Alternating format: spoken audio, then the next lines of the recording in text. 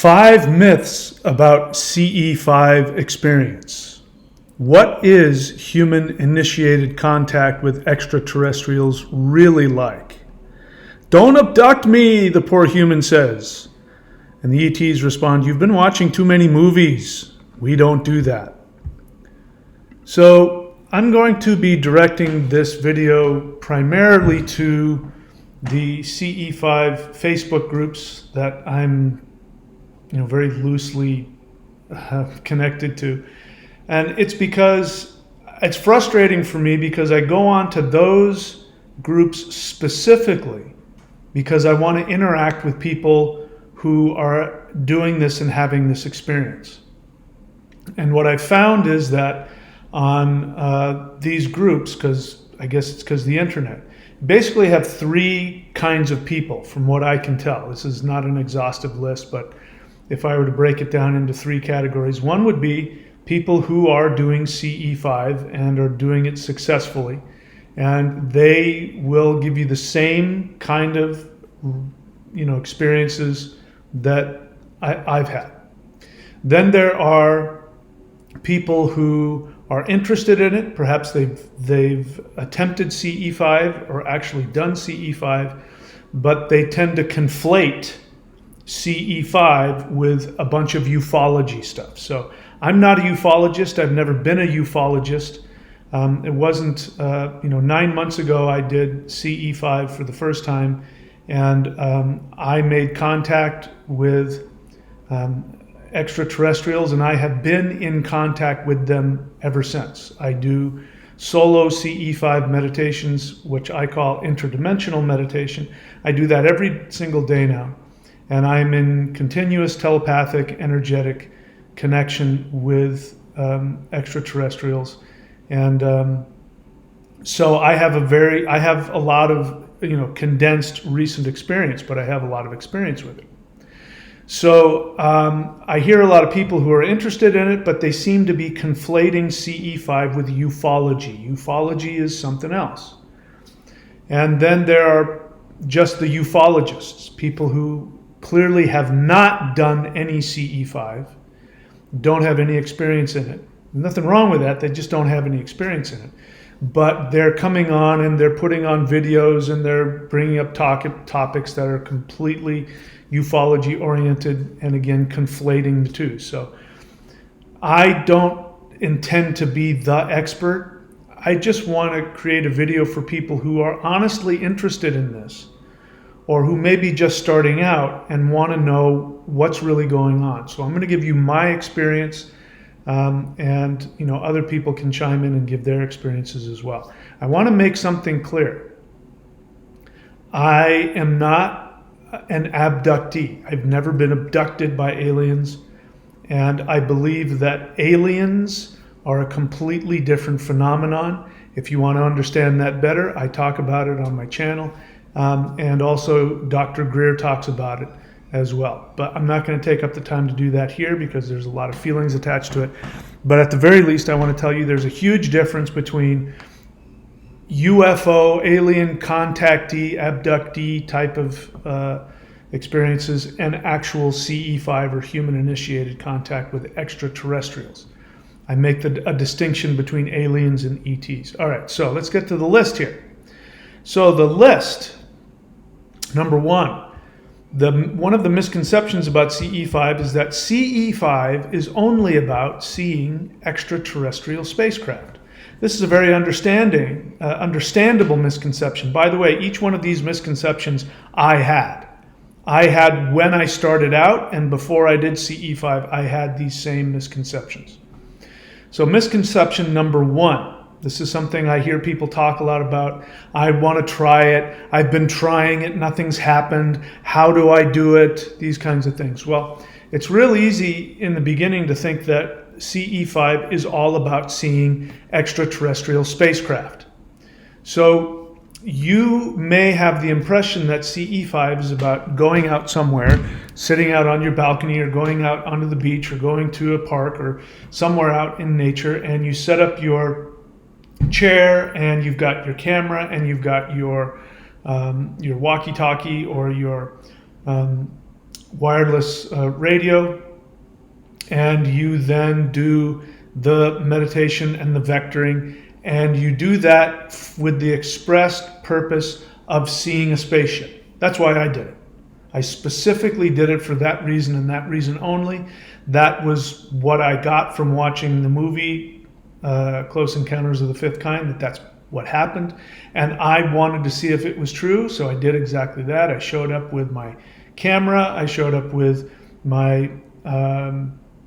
I actually went and bought online on eBay. I went and bought one of those ham radios, those handheld ham radios, and I did CE5 all by myself. And I have a link in this description where the video is called "How I Became an Extraterrestrial." You can watch that and find out what I went through. So I very much had the feeling that what I was doing was I was simply there to get the attention of any extraterrestrials flying around in their ship, and that they would come and fly in the sky or do whatever. And that was what I was hoping for, and that isn't what happened. It didn't happen like that, but I had a very successful CE5 attempt, even though I didn't understand what was happening. And it wasn't until the third time that I actually personally made the connection, and really they were able to connect with me successfully because I was open to the process. And you can see on the video what happened. It was a huge experience for me, and it's never ended. It completely has changed my life. You can never unexperience this. Once you have made contact with a higher dimensional extraterrestrial being, you can never go back to normal. Your life will never be the same. But actually being able to allow yourself to have the experience, that's a whole other thing, and that's something else we'll talk about. So what extraterrestrials, their goal is to make personal contact with you. Now, what you may not know, even if you've been doing CE5 a while, what you may not know is that they've been in contact with you your whole life. This is one of the biggest misconceptions, that you're making contact with them for the first time, that they're a stranger, they don't know you, they're flying around, oh, there's some stranger human, I want to make contact, he's trying to contact me, I'm going to go there, and hi, my name's Zothar the Magnificent, what's your name? And that misconception is false. The only person who feels as though you're making contact with them for the first time is you. But the truth is, if you make contact with an ET, I can guarantee you that ET has been in your life since before you were born. That ET has been an influencing factor on your life. That ET has maybe come to you in the form of an angel, come to you in the form of in a dream, may have even come to you in the form of a religious figure, any of those big spiritual experiences where you feel this powerful spiritual energy in church or in meditation, or you're about to get hit by a car and something comes and pushes you out of the way. I guarantee you it's that ET. Or at the very least, you will have contact with that ET. That ET has known you and knows you better than you know yourself, has known you for multiple lifetimes. You're the one that thinks you're just meeting them for the first time. So that idea that you are vectoring an ET and just looking at their spaceship is not true. In fact, we could make a whole video about, more often than not, the UAPs that you see as a result of your CE5, they're not even spaceships. There's something altogether different. And it has to do with higher dimensions connecting with ours, etc., etc. But that's for another video. So that's myth number one. Myth number one is that CE5 is about seeing ET spacecraft. People say this all the time. I read this all the time. I tried it and nothing happened. But I felt this warm, loving presence, and I want to write, what do you mean nothing happened? So what is it that ETs want? Let me see, do I have that on there? What is it that ETs want? ETs want to communicate with you, want to connect with you, want to connect with you in the space between 3D and 5D. That's their purpose. They show up and they will give you whatever physical manifestation so that your mind will expand beyond the third dimension. And then it's up to you to then meet them halfway.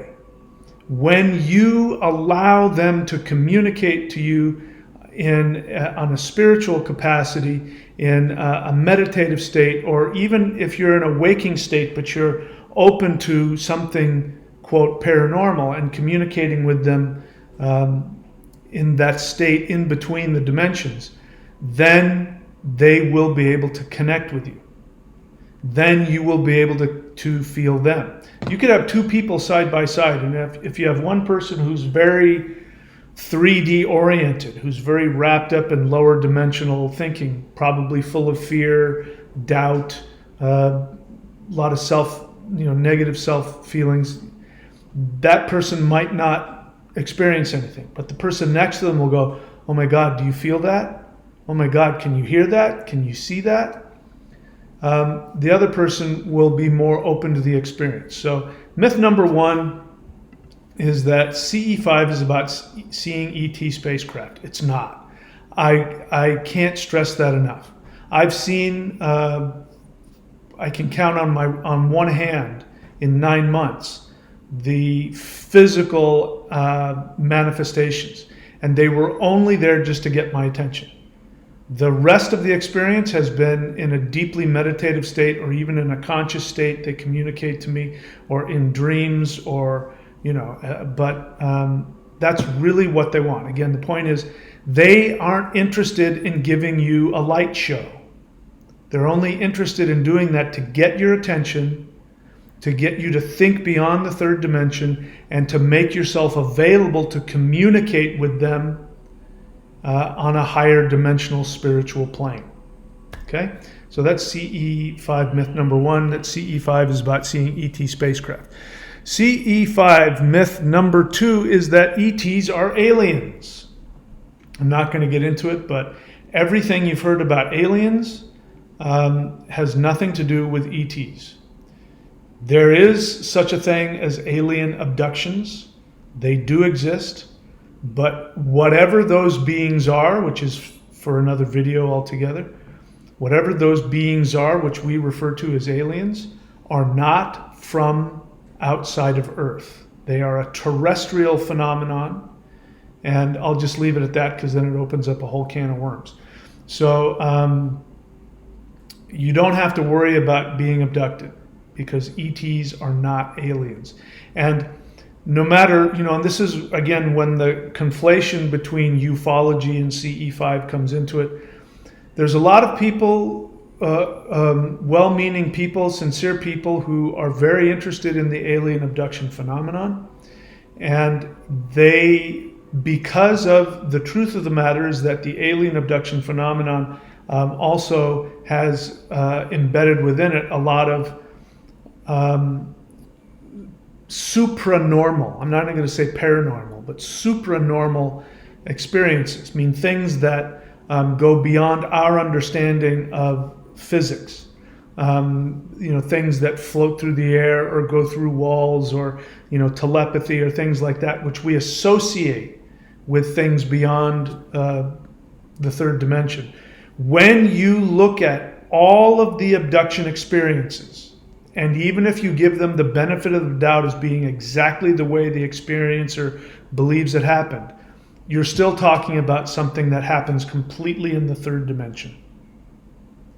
So ETs are not three-dimensional beings. So the third misconception is that ETs are three-dimensional beings. Aliens are three-dimensional beings. ETs are multi-dimensional beings. They can, if they choose to, manifest in the third dimension. My experience is that they have never done that with me, not even once. I've seen, like if you watch Close Encounters of the Fifth Kind, you'll see them sort of, they'll sort of phase into a semi, just slightly phased out of 3D, but you never see a fully 3D ET. You see fully 3D aliens. That's because aliens are from 3D Earth. They're not from outer space. So the beings that are coming here to Earth, I guarantee you this, you can take this, you can believe it or not believe it, but I'm speaking on behalf of all extraterrestrials here, that every single extraterrestrial being and race of beings that are coming to Earth come from planets that are higher than the third dimension. So every true extraterrestrial is going to be a trans-dimensional being, and the likelihood of them showing up in the third dimension is very, very, very, very slim. Maybe they'll do that later, but my experience is that that's just not their preferred method. They've never once done that with me. The experiences that I've seen, where I've seen things, I've recorded orbs and things like that, I've recorded voices, all of that, that is simply a higher dimensional being just barely touching the third dimension. And when they do that, you will see orbs, you will see things, strange things happen like that. Anyway, so that's misconception number 3, that ETs are three-dimensional beings. They are not. Aliens are three-dimensional beings, no matter what strange, magical seeming things that they're able to do. They are very three-dimensional in nature. So we should not conflate the two, is my point. Number 4, the fourth misconception is that CE5 vectoring protocols are necessary for ETs to find you. This is a very interesting thing, and it took me a while to learn this, and a lot of people who do it, the first time that they successfully make contact, many people immediately come to the conclusion that they don't need to do CE5 vectoring anymore. And I understand why. And if you remember what I said earlier, these beings, these extraterrestrial higher dimensional beings, have been with you your whole life. So they don't need to find you. I guarantee you, if an ET shows up and interacts with you, that ET has known you for centuries. And that ET has been watching you in your life and been a part of your life since before you were born. If you want to understand a truth that I believe that Earth and human beings will eventually come to realize, is that the beings that we have referred to as angels or elves or dwarves or ancestors, bodhisattvas, demigods, we will realize that those beings are actually what we now are calling higher dimensional extraterrestrial beings. So the protocol is very necessary. So I absolutely believe what Dr. Greer said, which is that he came up with this protocol by working with that first ET that he started working with. And I believe that it was necessary, and it serves an extremely necessary function. I do not believe that we would be able to have the connection that we do have without the vectoring protocols.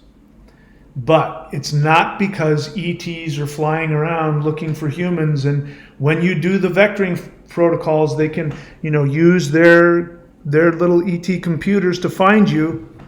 If you look at my video, How I Became an Extraterrestrial, you can see that I'm using the tones, which I recommend that you use. I'm using the tones and I'm broadcasting them through my ham radio. And even Dr. Greer seems to give the impression that the ETs sort of need to do that so they can vector you and find you. They use their technology on their ship to find your radio signal and track you down, and that's why it takes a while for them to show up. But I don't believe that's what's happening at all.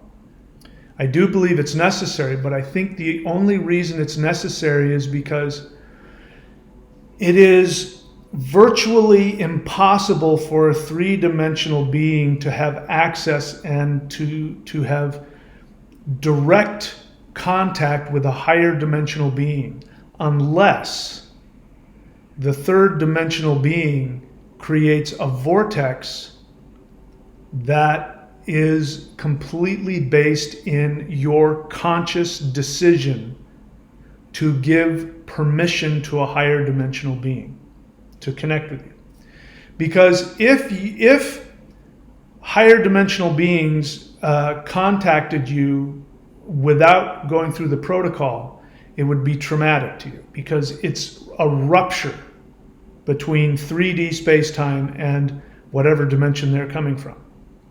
So in order to have a true connection with them, that barrier between the third dimension and the fifth dimension must be ruptured.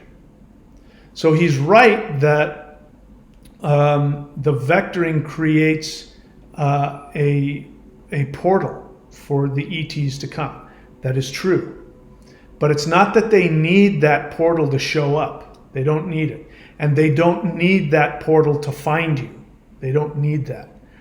The portal is the only way that you can safely make a connection to a higher dimension without causing yourself psychological and perhaps physical harm. Because the truth is, whenever you connect with a higher dimensional being, you will have to die a little bit in the third dimension. Now, if that happens without your permission, it will be traumatic. And these beings love you. They are your family.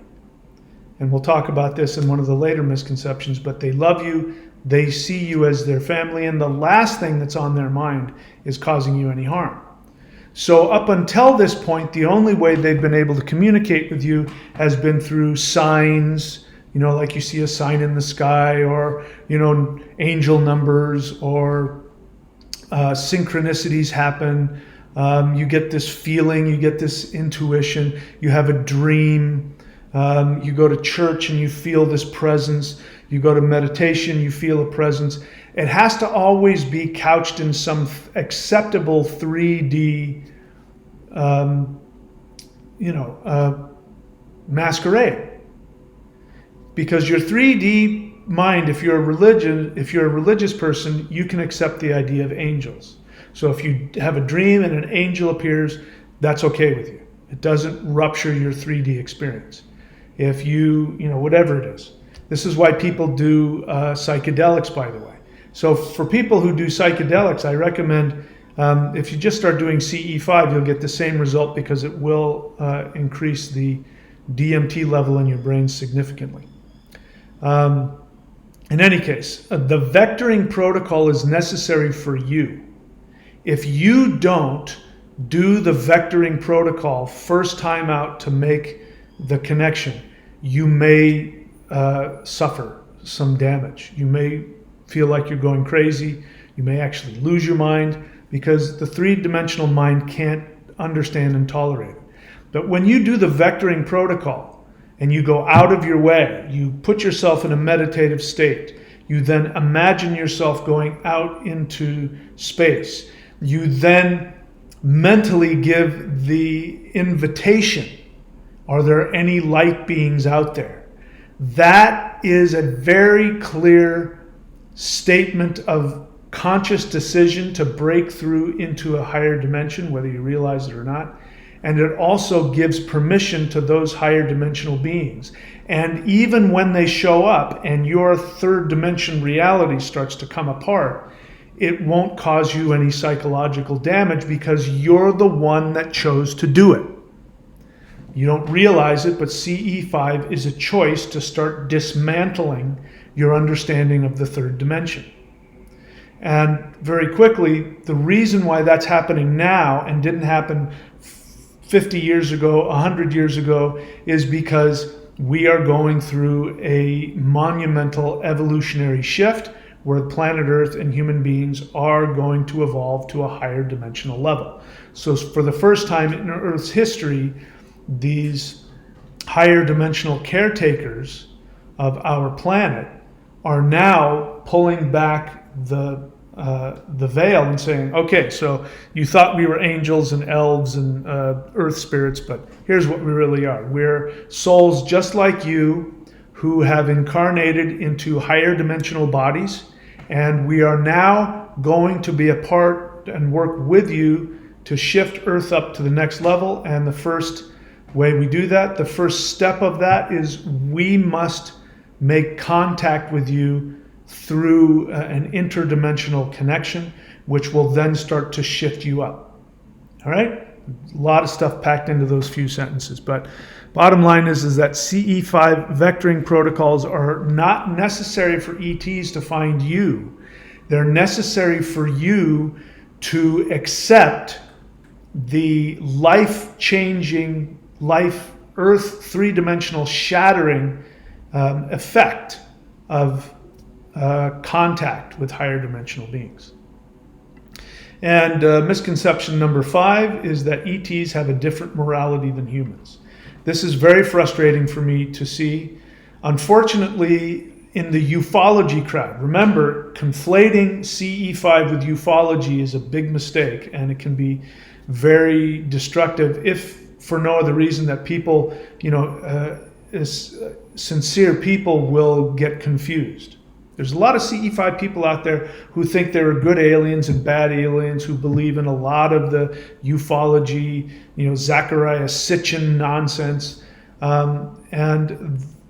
So I'm here to tell you that may, I won't say it will, but I personally believe conflating ufology with CE5 may very well stunt your CE5 experience, because you'll be focused on superficial things. One of the things that bothers me about going on to CE5 Facebook groups and seeing people who are totally obsessed with, they're constantly looking in the sky for that thing. It comes from an assumption that the ETs that you want to connect with aren't already with you. They're not somewhere out there. Trust me, they're with you. They're connected to you. Even if they're a billion light years away, I guarantee you they're connected to you. And all you have to do is think about them, and they'll be right there with you. It's all that's necessary. Do the CE5, it helps you to accept the phenomenon, but they don't need it. There are, I'm just going to come out and say it because it's just such an obvious false conflation. There are people who are really interested in a race of ETs that are called the tall whites. But I'm here to tell you that that individual who started talking about that claims to have lived with them. He's dead now. That guy turned out to be a psychopathic liar. And he went around to ufology seminars and made a ton of money and wrote a book, but he was a complete liar. And he gave off this understanding that the tall whites, because they're aliens, because they're ETs, they have a different morality than humans. And when you find out about these tall whites, they are nothing short of psychopaths. They have no empathy for humans. If you see them in person, you look at them wrong, they might shoot you with one of their weird ray guns. If you look and smile at their child, they might kill you, according to this guy. And people who conflate ETs with aliens and ufology with CE5. And if you say the wrong thing, around them, they'll kill you. So obviously, those beings, if they existed, the tall whites, would be extremely different from humans. But I'm here to tell you that extraterrestrials are absolutely 100% identical to you in every way, except for two things. One is they incarnated in a higher dimension, and two, they incarnated in a different body that works better in higher dimensions. So that's why you see those bodies that, when you see, by the way, there's all kinds of ETs. Some of them look exactly like humans. Others look a lot like humans, but they don't have ears. Some don't look anything like humans. And some of them look like insects. Some of them look like animals. I mean, we could get into some of the different species that I've run into is just mind-boggling. It's like science fiction. But they don't identify with their physical body. You do, because you're a third-dimensional primate. And as a third-dimensional human, you identify with your primate body. You think you are your physical species. But they don't see that. When they look at you, they see a soul. And they have the exact same desires and needs and feelings as you do, except that theirs are not as lower vibrational, meaning they don't suffer from fear, they don't suffer from greed, they don't suffer from insecurity. The things that cause all the problems on Earth are only found in the third dimension or lower. Once you get up into the fifth dimension, all of the vibration of those feelings don't survive in higher dimensions. So other than that, if you take away all the stuff that makes human beings, faulty, their fear, their anger, the violence, all of that stuff, the judgment that we have, that we devalue each other in all kinds of negative ways.